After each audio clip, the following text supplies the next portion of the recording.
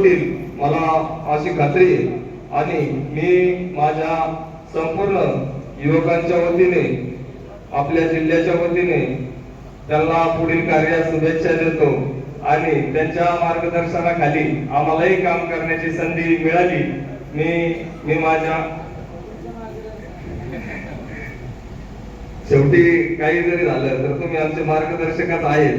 तसं मी नगर तालुक्यातला अगदी नेते आमदार किंवा खासदार नसतानाही मी त्यांच्या संपर्कात होतो आणि निस्वार्थपणे प्रेम करणारे जे म्हणजे अगदी रात्री कधी फोन करा, कुठलीही अडचण असेल त्या अडचणीमध्ये धावून येणारा व्यक्ती म्हणजे आपल्या सगळ्यांनाच माहिती आहे।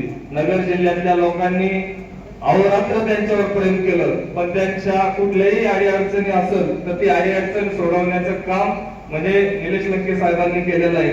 पाथर्डी रोडचा प्रश्न आपल्या सगळ्यांनाच माहिती आहे। त्यावेळेस ते या मतदारसंघाचे आमदार होते, पाथर्डीचे नव्हते।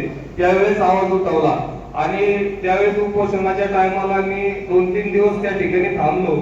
तर त्यावेळेस वाटलं की बा नेता असावा किंवा कर्तृत्व करावं, कसं केलं पाहिजे, काय केलं पाहिजे। आपण गाव पातळीला ग्रामपंचायत असेल, आपली सोसायटी असेल, जिल्हा परिषदच्या काही पदाधिकारी असतील, जिल्हा परिषद सदस्य असतील, काम कसं केलं पाहिजे नेत्यांकडे पाहून ते काम करण्याची आवड मला एक निर्माण झाली। मी गेल्या 10 वर्षापासून ग्रामपंचायतच्या माध्यमातून काम केले। मी ग्रामपंचायत मध्ये उपसरपंच झालो, सरपंच झालो, पण नेतेकडे पाहिल्यानंतर एक वेगळ्या प्रकारची ऊर्जा निर्माण होती। गोरगरिबांना किंवा एखादा अडचणीत असेल त्याचं जर काम सोडवायचं असेल तर नेत्यांच्या संपर्कात राहिलो तर आपल्याला नक्कीच ऊर्जा मिळते। म्हणजे आताच बोलता बोलता आमच्या ताईंनी पण सांगितलं आणि भाऊ पण म्हटले किंवा पाहुणेरावळे म्हणतात की तुम्हीच खासदार आहे। पाहुणेरावळ्यांचं सोडा, आपले जे आपल्याला ऊर्जा द्यायचं काम करतात तेच आपल्याला म्हणतात की तुम्ही बसलेलेच खासदार आहे।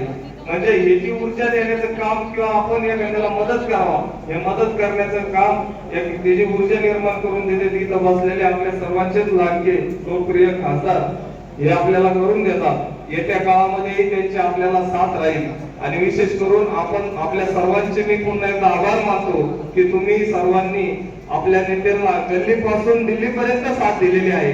अशीच साथ तुमची कायम राहू द्या। मी आपल्या राष्ट्रवादी पार्टीच्या वतीने मी सर्वांचे आभार व्यक्त